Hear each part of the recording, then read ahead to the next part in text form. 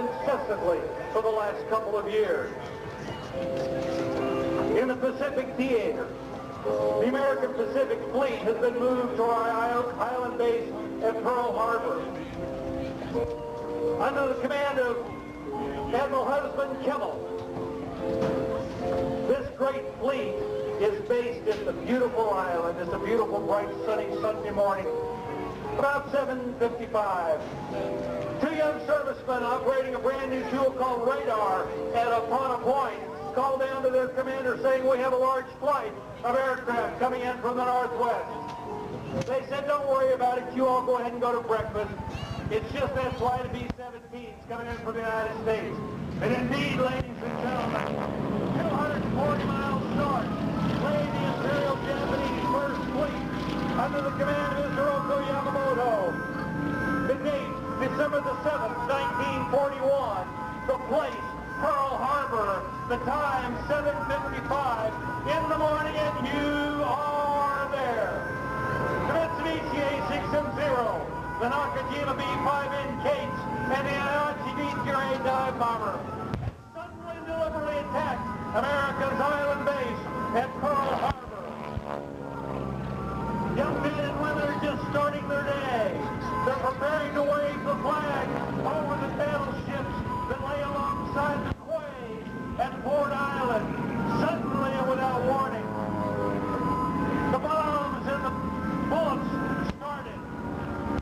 They realized very quickly what was happening, even though they had no warning of the attack.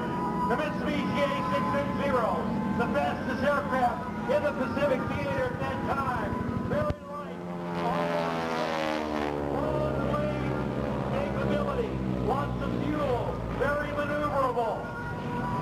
And we only had P-40 Warhawks and P-36s and the little pea shooters, and only 9 B-17s at Pearl Harbor on that December the 7th morning, 1941. The Nakajima B-5N Cates, the lead aircraft AII-356, was under the command of Mitsuo Fushida. He realized early on that we had completely been surprised at Pearl Harbor. He called back to Admiral Shuichi Nagomo, the commander of the invasion force, and said, Tora, Tora, Tora. The code that they had surprised American forces at Pearl Harbor. With a special torpedo between the wheel wells of this big aircraft.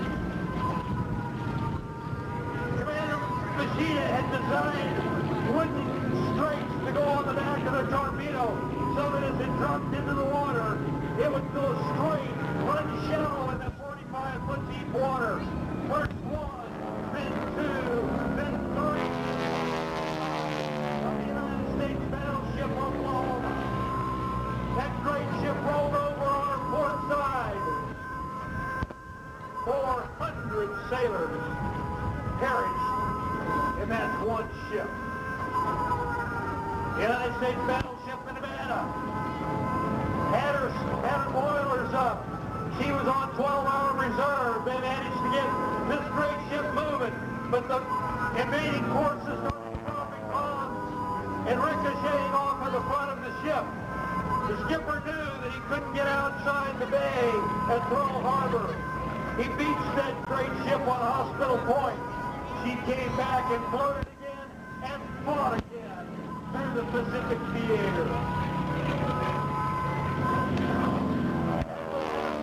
Was standing in front of his barracks, or in front of his housing at Pearl Harbor. He looked down above and on top of the water and saw all of the great ships that were laying there. Suddenly, one of them dropped a 250-pound bomb. That bomb went down through the number 2 gun emplacement. Then 3 decks into the forward magazine. The great ship, the United States battleship, the Arizona, exploded with such force that when she settled back into the water, she took 1,177 sailors to a watery grave where they sleep today. The entire front of the ship was gone as the result of the explosion.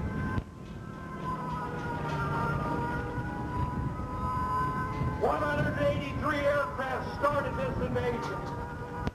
The second wave came in about an hour later. It was another 175 aircraft. But by this time, 19 of America's capital ships were laying either sunk or damaged in the bay, in the water at Pearl Harbor.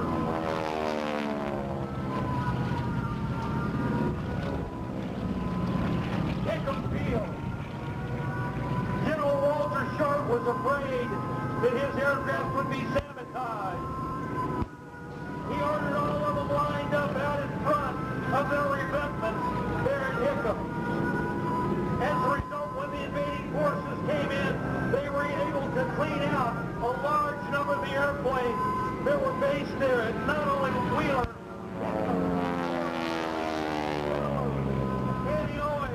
and the Marine Corps Air Station at Ewell.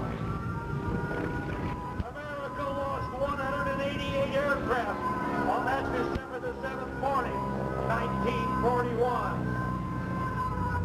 Listen to the sounds of war.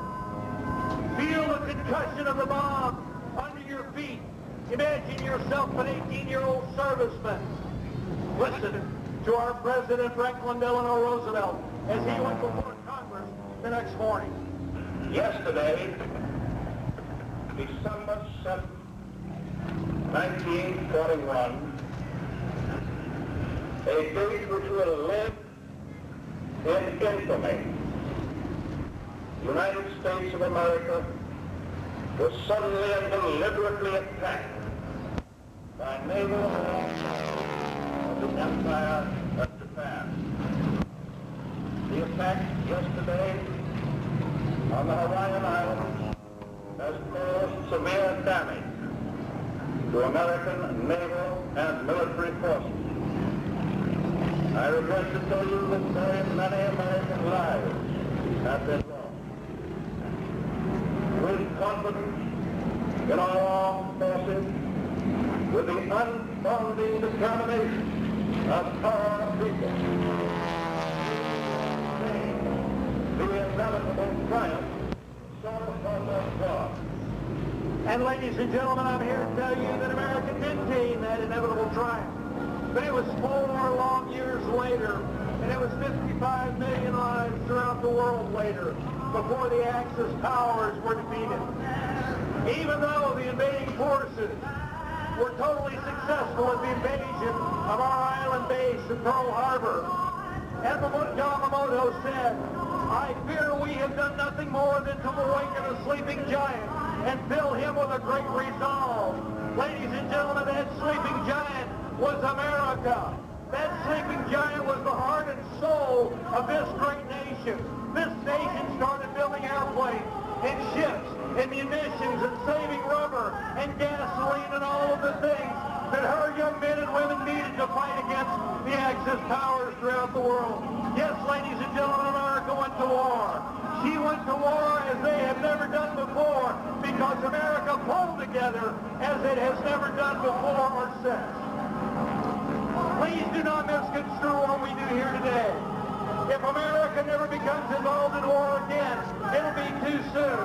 But we must never ever lose sight of the fact that America is the bulwark of freedom throughout the world. America is who the world looks to protect them from the Axis powers just like they did on December the 7th, 1941.